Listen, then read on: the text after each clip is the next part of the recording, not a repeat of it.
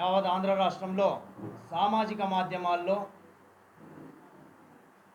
ఆంధ్రప్రదేశ్ ఉప ముఖ్యమంత్రి జనసేన పార్టీ అధ్యక్షులు శ్రీ పవన్ కళ్యాణ్ గారు యావత్ ముస్లింలు టెర్రరిస్టులు అన్నారని ఒక దుష్ప్రచారాన్ని సామాజిక మాధ్యమాల ద్వారా వైసీపీకి చెందిన మైనార్టీ ముస్లిం సోదరుల్లో ముస్లింల సింపథైజర్ లాగా ఒక ముసుగు వేసుకొని వైసీపీకి చెందిన కోవట్లు ఒక దుష్ప్రచారాన్ని ప్రజల మధ్యకి తీసుకొని వచ్చారు.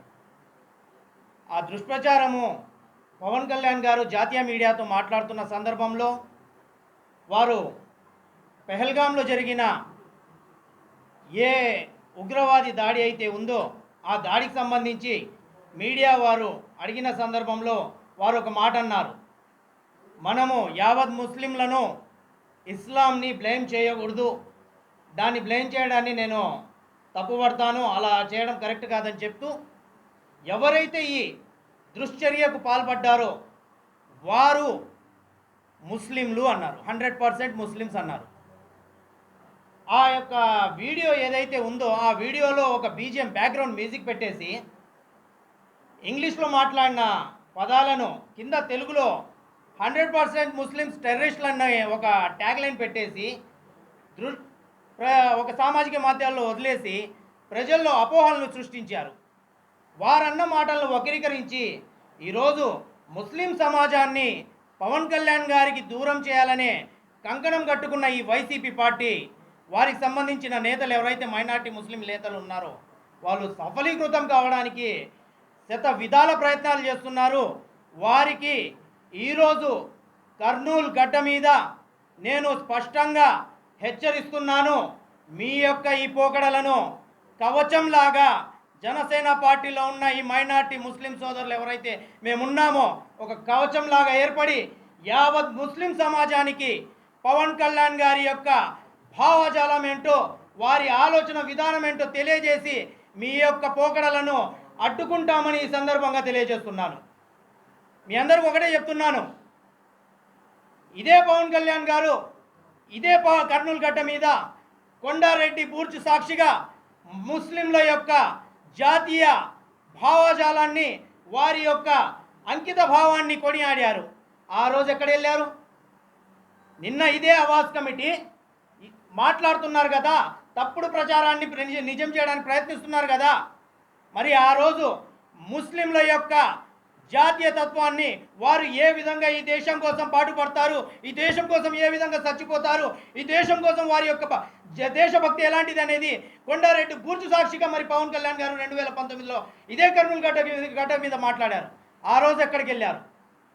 ఇది కేవలం కుట్రపూరితమైన వైసీపీ సింపథైజర్స్ చేస్తున్న దుష్ప్రచారం తప్పించి పవన్ కళ్యాణ్ గారు ఎక్కడ కూడా ముస్లిం సమాజానికి సంబంధించి తప్పుగా మాట్లాడిన సందర్భం లేదని, ఎప్పుడు మాట్లాడలేదని, వాడు మాట్లాడరు కూడా అని ఈ సందర్భంగా మీ అందరికి తెలియజేస్తున్నాను.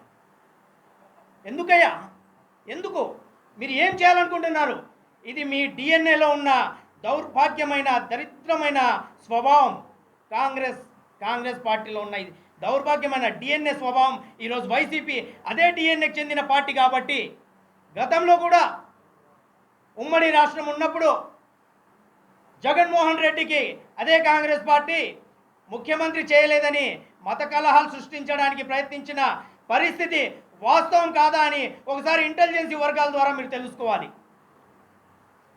ఎప్పుడు చూసినా వారి ప్రయత్నం ఒకటే ప్రయత్నం, ముస్లింలు హిందువుల మీద గొడవలు పెట్టి ఏ ప్రభుత్వం అయితే ఉంటుందో ఆ ప్రభుత్వానికి ఇబ్బందులు కలిగజేసి తప్పుడు సమాచారాన్ని ప్రజల మీద రుద్ది ఆ ప్రభుత్వానికి ఒక వర్గానికి దూరం చేసే ప్రయత్నం చేస్తుంటారు.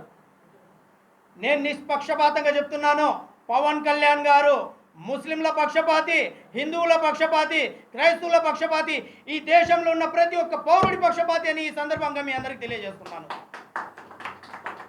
ఏ విధంగా మీరు విమర్శిస్తారు? తప్పుడు సమాచారంతోనా మీరు నిందలు వేసేది? ఏం హిందుత్వం వారు సనాతన ధర్మాన్ని పాటిస్తూ వారి ధర్మాన్ని వారు పాటిస్తూ వారి ధర్మ సిద్ధాంతాలను ఆచరిస్తూ వారి ధర్మాన్ని ఎక్కడైనా ఇబ్బంది కలిగితే వారు మాట్లాడడం తప్ప. వారి ధర్మం గురించి మాట్లాడుతూ ఎక్కడైనా వేరే మతాల గురించి కించపరుస్తూ లేదా వేరే మతాలను దుర్భాషలాడుతూ ఎక్కడైనా మాట్లాడిన సందర్భం ఉందా? ఇంకా వారు మాట్లాడుతూ ఒక మాట అన్నారు తిరుపతిలో లడ్డు యొక్క విషయం జరిగినప్పుడు, ముస్లింలని చూసి నేర్చుకోండి. వారు అజాం వినిపిస్తే ప్రతి ఒక్కరూ ఒక్కసారిగా నోరు మూసేస్తారు. వారు ఇలాంటి భక్తికి సంబంధించిన ఏదైనా శ్లోకాలు నడుస్తుంటే మీరు మాట్లాడుకుంటున్నారు. మీరు ముస్లింలను చూసి నేర్చుకోవాలి. ఇస్లాం వాళ్ళకు క్రమశిక్షణ నేర్పిస్తుంది, క్రమశిక్షణతో నడవాలి. మీరు ఇస్లాంని ముస్లింని చూసి క్రమశిక్షణ నేర్చుకోవాలని చెప్పిన సందర్భం ఉన్నది. ఏమనుకుంటున్నారు మీరు? నేను మార్కాపురంలో ప్రెస్ మీట్ పెడితే మీరు నా మీద ఏమి కూటమిలో ఉన్న ముస్లిం నాయకులందరూ ముస్లింలు కాదా? మీకు ఎవరు ఇచ్చారా పేటెంట్స్? వైసీపీలో ఉన్న ముస్లిం నాయకులు చెప్తున్నాను, మీకు ఎవరు ఇచ్చారా పేటెంట్స్? అసలు ఇస్లాం ఎక్కడైనా, ఇస్లాంలో క్లియర్గా చెప్తున్నాను, ఖురాన్లో అల్లా ఒకటే చెప్పాడు, ఎక్కడ కూడా అల్లా రబ్బుల్ ఆలమీన్ కానీ రబ్బుల్ ముస్లిమీన్ కాదు. సామాన్య ప్రజలకు ఇబ్బంది పెట్టకూడదు, ఏ ఒక్కరికి దుర్భాషలు ఆడకూడదు, వ్యక్తిగత దూషణలు చేయకూడదు. మరి మీరేం చేస్తున్నారా? మీరు ఏ విధంగా తిడుతున్నారు? తల్లిని తిడుతున్నారు, భార్యను తిడుతున్నారు, పిల్లల్ని తిడుతున్నారు, గడ్డాలు తీసేయమంటారు, టోపీలు తీసేయమంటారు. మేము క్లియర్గా ఈ సందర్భంగా అందరికీ హెచ్చరిస్తున్నాము. వైసీపీ సంబంధించిన ఎవరైతే ఎగిరెగిరి పడుతున్నారో సిద్ధంగా ఉండండి. త్వరలోనే ఈ వారంలో మేము లీగల్గా ప్రొసీడ్ కాబోతున్నాము. రాష్ట్ర డీజీపీ గారితో కలవబోతున్నాము, గవర్నర్ గారితో కలవబోతున్నాము. ఏ అయితే ఈ సామాజిక మాధ్యమాల్లో ఈ తప్పుడు ప్రచారం ఎవరైతే స్టార్ట్ చేశారో, ఎవరెవరైతే ఫార్వర్డ్ చేస్తున్నారో వారందరూ లీగల్ సంబంధించిన న్యాయబద్ధమైన చర్యలకు సిద్ధంగా ఉండాలి.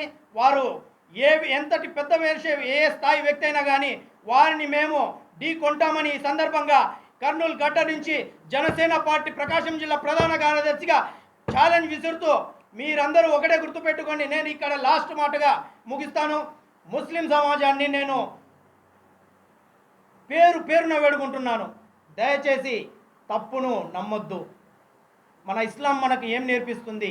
మనం నిజం నమ్మాలి, తప్పును నమ్మకూడదు, ఆవేశాలకి పోకూడదు. ఆవేశంలో పోయి మనము తొందరపాటు నిర్ణయాలు తీసుకుంటే చాలా నష్టపోతాము.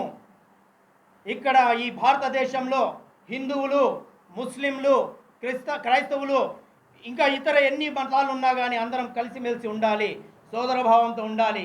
మనము దారిన పోయే కంపను ఇంటికి తెచ్చి నెత్తిన పెట్టుకున్న పరిస్థితులు తెచ్చుకుంటున్నాము. దయచేసి ఎవరో చేసే తప్పుల్ని మనం అందరం ఆపాదించుకోవాల్సిన అవసరం లేదు. పవన్ కళ్యాణ్ గారు 100కు 100 సార్లు ముస్లింల పక్షపాతే, హిందువుల పక్షపాతే.